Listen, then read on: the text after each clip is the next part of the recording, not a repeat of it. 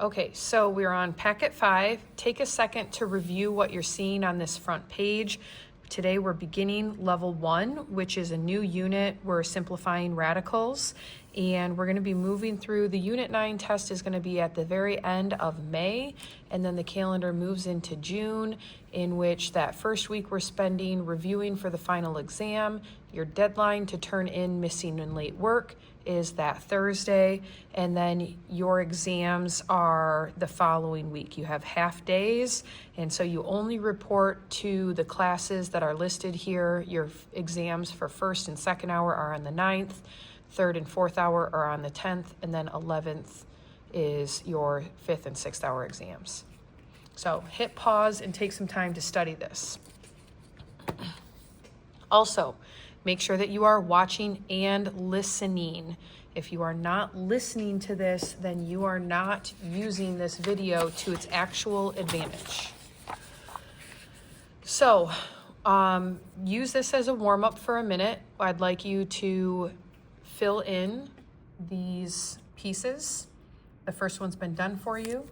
So remember, when something's to the second power, that means that we just have 2 of them, and it means repeated multiplication.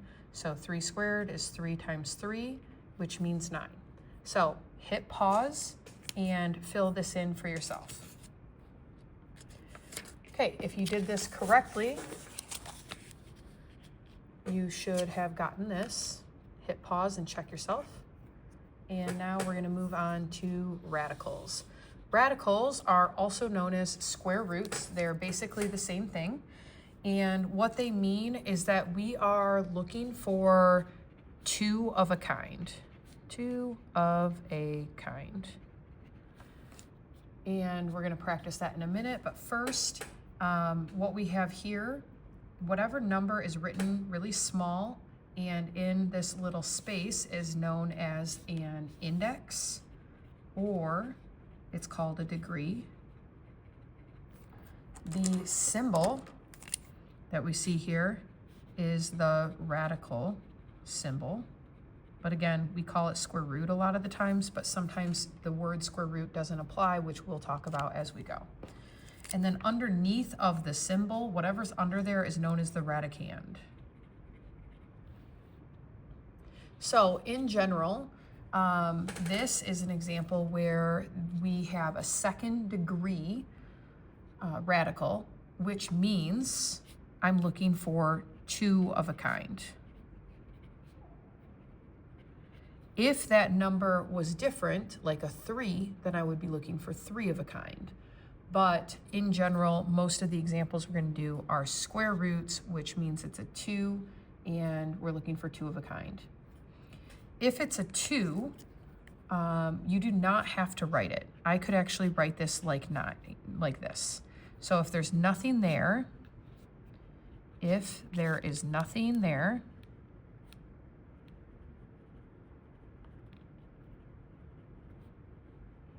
it's implied to be a 2. Okay, and so what we're going to do is we're going to break this down into its factors. 9 is really 3 times 3. And with that, now I have 2 of a kind. And what do I have 2 of a kind of? I have 2 of a kind of a 3. So that means that my answer is 3. So the square root, and I could call this one a square root of 9, is 3. Okay, so let's try this a little bit faster, and we'll go into a little bit more detail if necessary. So what I have here is some that you hopefully feel comfortable with, but 4 breaks down into 2 times 2, and so therefore I have 2 of a kind. If I have 2 of a kind, then whatever I have 2 of a kind of comes out of the radical. X squared, I have 2 of a kind. If I have 2 of a kind, then that I write whatever I have 2 of a kind of. So the answer is X. Sometimes it can get a little bit tricky, like we have here with 20. Okay. 20 breaks down into 4 times 5, and then 4 breaks down into 2 times 2. So if I did what I was doing in the past, where I do my little prime factorization, I break everything down into prime numbers. I draw that line to represent that I'm only going to put prime numbers below the line. That just helps keep me organized. And if you break it down all the way, you will not make a mistake. So what do I have 2 of a kind of? The 2's. So I have a 2 of a kind of the number 2, but what I have left over and does not have a pair remains underneath of the radicand. So my answer here is 2 square root 5, or sometimes 2 radical 5 or 2 root 5. So hit pause and get caught up if you need to. All right.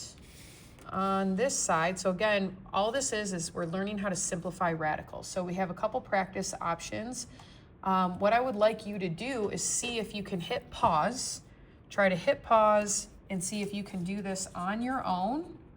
And then when you've finished trying D through I, then hit play.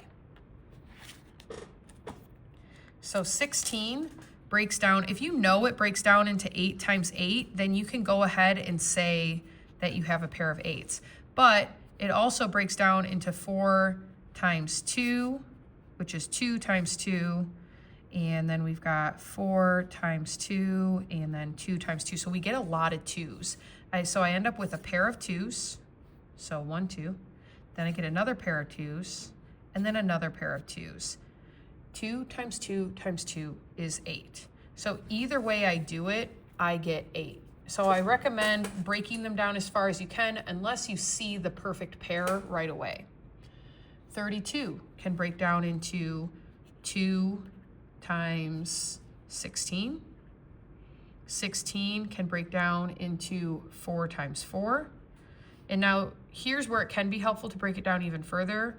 That can be 2 times 2 and 2 times 2. What do I have a pair of? Well, first of all, this 3 was already outside of the radical, so I'm going to rewrite that 3 over here. And then anything else that I have a pair of comes out from underneath of the radical. So I have a pair of 2's, so times 2. I have a pair of 2's, so times 2. And then I end up with this guy left over, so it remains underneath of the radical. So I need to simplify this. 3 times 2 is 6, times 2 is 12. So my final answer is 12 radical 2. Square root of 5. 5 is a prime number. I cannot break this down into anything else that gives me pairs, so that's just it. It stays as my answer. 14 can break down into 2 times 7. X can break down or x to the third is really x times x times x. So what do I have a pair of? I have a pair of x's, so x. And then these do not have pairs, so they all remain underneath of the radical, and I can multiply them back together. 2 times 7 is 14 times x. If I'm going too fast or it didn't make sense, hit rewind and listen to it again and allow your brain that processing time. 100. I can break this down into prime numbers, but I also know that there's a perfect pair there right away. So I'm just going to go straight to that. 10 times 10 makes 100. So I have a pair of 10s. So what do I have a pair of? 10, that comes out from the radical, but this guy was stuck underneath, so there's my final answer. They get stuck underneath when there is not a pair. So again, if you haven't tried this one yet, hit pause, see if you can figure it out. 30 breaks down into 6 times 5. 6 is 3 times 2. I've got a single x, and then I've got y times y. So as I go to rewrite this, this 4 is not underneath of the radical, so it's going to be part of my answer outside of the radicals. And then what do we have pairs of? Just the y's. So I'm going to write the single y out. I had a pair of y's, so I'm going to write y, and then everything else got stuck underneath. So I'm going to multiply that back together and end up with 30x. So when we're simplifying them in fraction form, they work the same way. Okay, whether or not they're under the same radical, I can think of it however I want. These mean the same thing. This could be rewritten like this, or either way, they mean the same thing. So switch it to whatever one works for your brain best. But either way, 2 can go into 2 and 2 can go into 36. So what I can do is I can reduce this fraction. I'm going to go back to being underneath of one radical. Oh, maybe, I don't know. If I reduce that fraction, it becomes 1 over 36 because 2 goes into 2 one time, 2 goes into 72 36 times. I guess let's think of it like this. I like that better. So now I want to see, can I simplify the top? Can I simplify the bottom? The square root of 1, well, 1 is 1 times 1, so I have a pair of 1s. And 36 is a perfect pair, 6 times 6, so there's a pair of 6s. And so that's my final answer. This one, I know that 4 goes into 256, and if I wasn't sure, I could put that into my graphing calculator and I could type 256. If I do 256 divided by 4 and it gives me a pretty number like it does, then that means that 4 goes into 256 64 times. So I'm going to rewrite this like this so I can think of it like I'm just doing a division, and it becomes 64. And I know that 64 is really 8 times 8, so what do we have a pair of? We have a pair of 8s, so my answer is 8. With this next one, same thing. 10 can go into 50 5 times. And we've already established that I can't reduce that, so this is my final answer. Again, if this isn't making sense, hear it again, hit rewind, watch it one more time, and make sure it's actually making sense. So with this example, this is bringing back one of our older units. A to the 5th is A times A times A times A times A. 81, and then A. The A on top can divide into an A on bottom. And so if I were to rewrite this, I could rewrite it like I have 4 A's on top and I have 81 on bottom. Again, it doesn't matter. If you keep them underneath of the same or not, it doesn't matter. But what does matter is that there's a pair of A's on top and then another pair of A's on top. On bottom, 81 is a perfect pair. There's my pair, and then I get a 9. So what does this finalize as? A squared over 9. That's the final answer. Again, here we are. There is nothing to simplify with 5, and this fraction does not reduce. So I'm going to leave the 5, but I can see that 9 breaks down into 3 times 3, and that's a pair. So here's my final answer. Hit pause and see if you can figure out how to do this last one. Okay. As a fraction, the 1 over 25, the fraction itself does not reduce. There's z's on tops and y's on bottoms. Those cannot cancel out. So instead, I'm just going to ask myself, how does this radical simplify? I have 5 z's on top, and then I have 25y squared on bottom. So when I rewrite the answer, there's a pair of z's, another pair of z's, and then this z is trapped underneath of the radical. 25 is really 5 times 5, so there's a pair. And then y squared, that's a pair.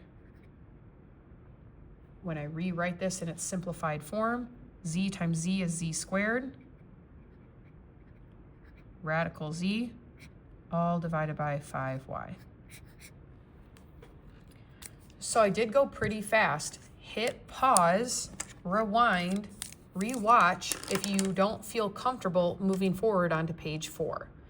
If you have questions, let me know. Otherwise, oh, there's another page I forgot about. Let's go there first. This one's actually not too bad, so hang tight. With this page, this is the same thing as saying x plus 8 times x plus 8 because it was to the second power. So anytime we have something squared under the radical, we have a pair of them, so the answer is just x plus 8. This means I have 2x minus 1 times 2x minus 1. When we have a square root of something that is squared, it simplifies to whatever that was. So can you predict this one? 7y minus 8 times 7y minus 8. We have two of them getting multiplied together, so therefore the square root of that is just 7y minus 8. That's my answer. And then these, you just have to do the order of operations before you simplify. So like, I have to add this before I can do the square root, which is 36. And now I can see that it's actually just a pair of 6s. Order of operations, I have to do exponents before I can add. So this becomes 25 plus 10, which becomes 35. And so now I try to simplify this if I can. 35 is just 5 times 7, and 5 times 7